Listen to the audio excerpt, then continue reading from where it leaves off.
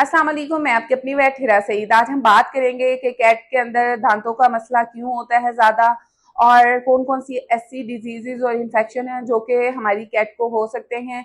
Mostly लोग क्या करते हैं कि वो अपनी कैट के दांतों पे कोई भी तवज्जो नहीं देते, जिससे उनको बहुत सी डेंटल प्रॉब्लम्स होती हैं।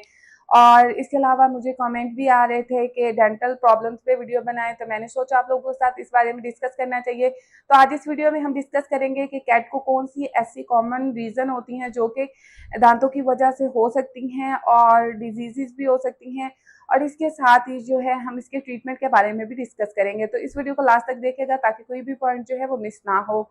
और सबसे पहले हम बात करते हैं कि कैट को डेंटल प्रॉब्लम जो है वो क्यों होती हैं। ये जो होता है ये बहुत ज़्यादा कॉमन होता है कैट्स के अंदर। जो पर्शियन कैट्स होती हैं इनकी नोज़ छोटी होती है और इनका फेस जो होता है वो भी छोटा होता है, जिसकी वजह से जो है इनके समटाइम क्या होता है कि टीथ जो होते हैं, दांत जो होते हैं वो मिस अलाइन होते हैं, मतलब उनकी अलाइनमेंट ठीक नहीं होती। या फिर जब कैट जो होती हैं उनके बेबी टीथ जो होते हैं वो नहीं गिरते 6 मंथ्स के बाद, तो उससे भी कैट को प्रॉब्लम हो सकती है।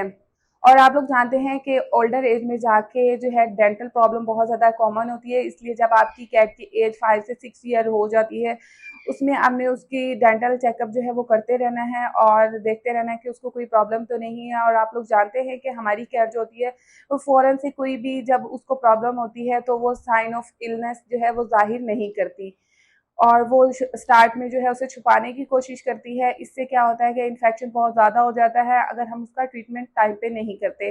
और जब हम कोई भी डेंटल प्रॉब्लम जो होती है उसको ट्रीट नहीं करते, उससे क्या होता है कि हमारी कैट को कोई भी किडनी डिजीज़ हो सकती है, हार्ट डिजीज़ हो सकती है।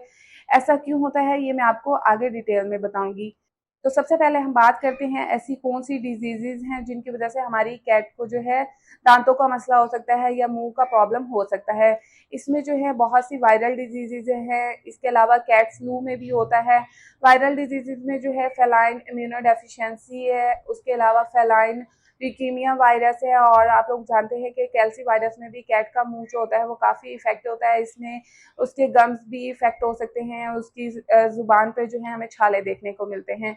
तो इसलिए कहा जाता है कि आप अपनी कैट की वैक्सीनेशन का बहुत ज़्यादा ख्याल रखा करें, क्योंकि वैक्सीनेशन ही है जो कि हमारी कैट को वायरल इन्फेक्शन से बचा सकती है। और सेकंड रीज़न हो सकती है मिसअलाइनमेंट ऑफ टीथ। इसमें क्या होता है कि हमारी कैट के दांत जो होते हैं वो एक सीक्वेंस में नहीं होते, या फिर जब हमारी कैट के बेबी टीथ जो होते हैं वो नहीं गिरते और इसके साथ जो होते हैं वो परमानेंट टीथ आना शुरू हो जाते हैं, तो उससे भी उसकी अलाइनमेंट जो होती है वो ख़राब हो जाती है और वहाँ पे प्लेक और टाइटर बनना ज़्यादा शुरू हो जाता है। इसकी रीज़न ये होती है कि फूड जो होती है वो दांतों में फंसना शुरू हो जाती है, वहाँ पे फिर जब हम उसकी सफाई नहीं करते तो वो टाइटर की शक्ल इख्तियार कर लेती है। और नेक्स्ट हम बात करते हैं कि कैट को जब कोई भी दांतों का मसला होता है, कैट कौन से कॉमन साइन और सिम्टम्स जो होते हैं वो शो करती है, जिससे हमें पता लगता है कि हमारी कैट को डेंटल प्रॉब्लम है। इसमें कैट जो होती है उसके मुंह से जो है बहुत गंदी सी स्मेल आती है, और इसके अलावा कैट जो होती है वो अपना मुंह सही से बंद नहीं कर पाती। उसके मुंह से जो है वो ड्रॉलिंग होती है, मतलब सलाइवा जो होता है वो बाहर निकलता रहता है।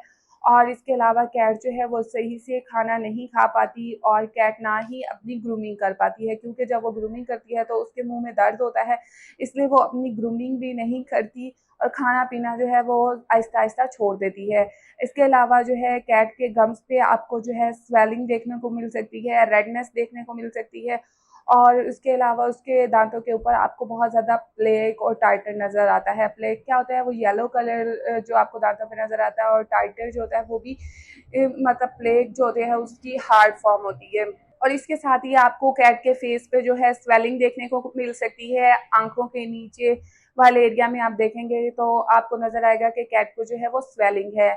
वो पेन की वजह से भी होती है, इन्फेक्शन की वजह से भी होती है, और अगर कैट को जो है अंदर बहुत ज़्यादा अब्सेस बन गई है, इन्फेक्शन बहुत ज़्यादा हो गया है, पस डाल गई है, तो उस वजह से भी कैट को जो है आप देख सकते हैं कि स्वेलिंग हो सकती है। और नेक्स्ट हम बात करते हैं प्लेक और टाइटर के बारे में। प्लेक क्या होता है कि जब हमारी कैट का जो सलाइवा होता है, फूड होता है और बैक्टीरिया जो होते हैं वो इकट्ठे होते हैं, तो वो प्लेक की शक्ल इख्तियार कर लेते हैं, जो कि डेली हमारी कैट के दांतों पे बनता है। अगर हम उसकी क्लीनिंग नहीं करते, सफाई नहीं करते, तो उससे जो है वो हार्ड फॉर्म में जो है टाइटर बनना शुरू हो जाता है। तो जब हार्ड फॉर्म में टाइटर बनता है तो वहाँ पे क्या होता है, हमारी कैट के जो गम्स होते हैं वहाँ पे इन्फेक्शन होने लगता है, रेडनेस नज़र आती है और स्वेलिंग नज़र आती है।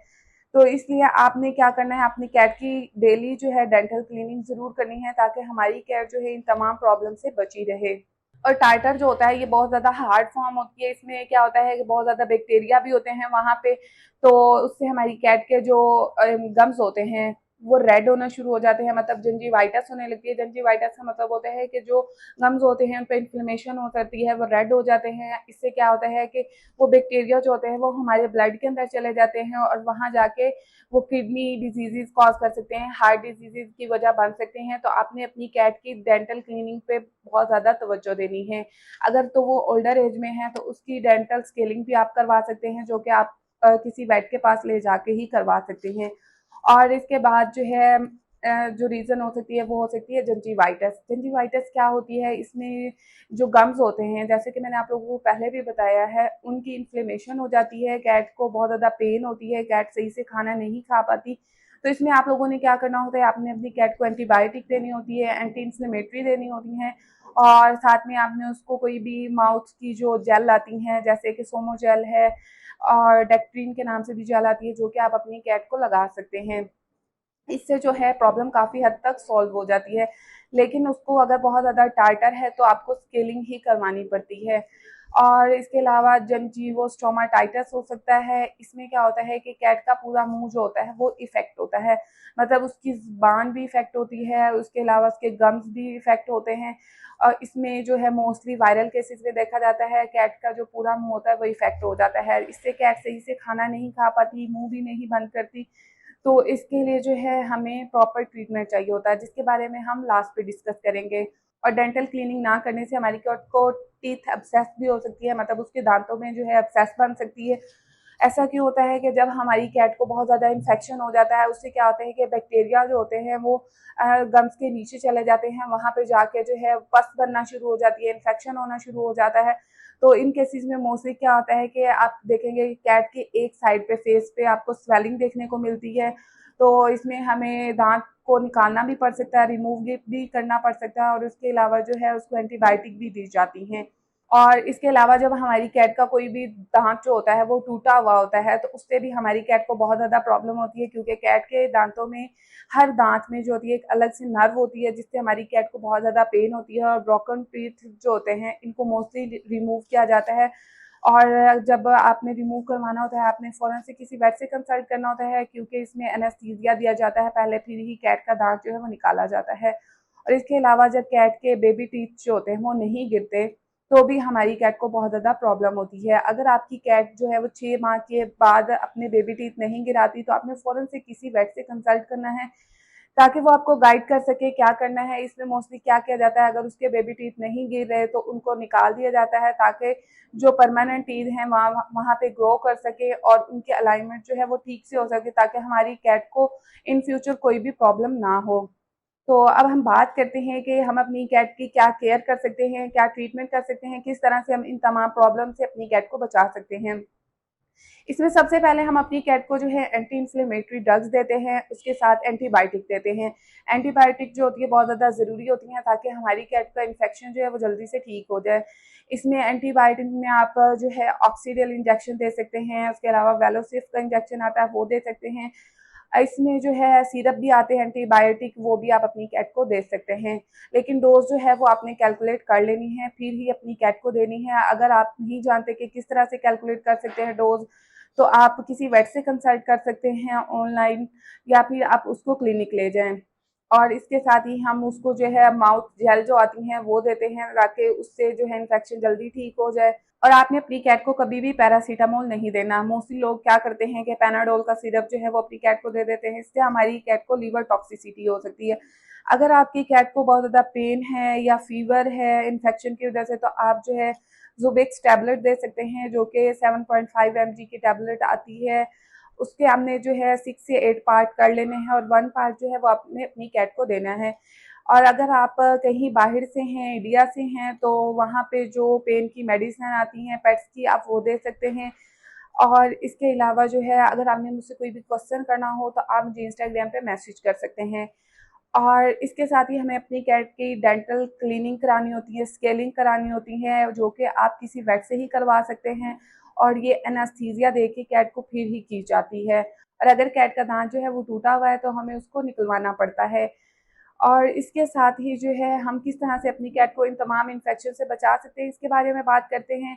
इसमें आपने क्या करना है, अपने कैट का जो है वो हर हफ्ते जो है माउथ चेकअप, मतलब डेंटल चेकअप जो है वो करते रहना है कि इसके दांतों में कोई मसला तो नहीं है। इसके अलावा आजकल जो है कैट के लिए ऐसी ट्रीट्स आती हैं जो कि आप अपनी कैट को खिलाते हैं, तो उससे क्या होता है कि कैट के जो दांत होते हैं वो बिल्कुल साफ़ हो जाते हैं। लेकिन ये चीज़ें अभी तक पाकिस्तान में बहुत कम अवेलेबल हैं, लेकिन अगर आप इंडिया से हैं तो वहाँ पे ऐसी बहुत सी चीज़ें मिल जाती हैं जो कि आप इस्तेमाल कर सकते हैं। उसके अलावा आप अपनी कैट को जो है ब्रश कर सकते हैं, और उसके अलावा जो है आप अपनी कैट को अच्छी फूड दे सकते हैं खाने में, ताकि हमारी कैट को कोई भी प्रॉब्लम ना हो। कोशिश करें कि आप अपनी कैट को ज़्यादा होममेड फूड दें। और आप अपनी कैट के लिए जो है डेंटल जेल का इस्तेमाल कर सकते हैं। डेंटल जेल जो होती हैं वो काफ़ी अच्छी होती हैं, और ये आपको किसी भी पेट शॉप से या ऑनलाइन मिल जाती हैं। मैं उम्मीद करती हूँ आप लोगों के लिए ये वीडियो काफ़ी हेल्पफुल होगी।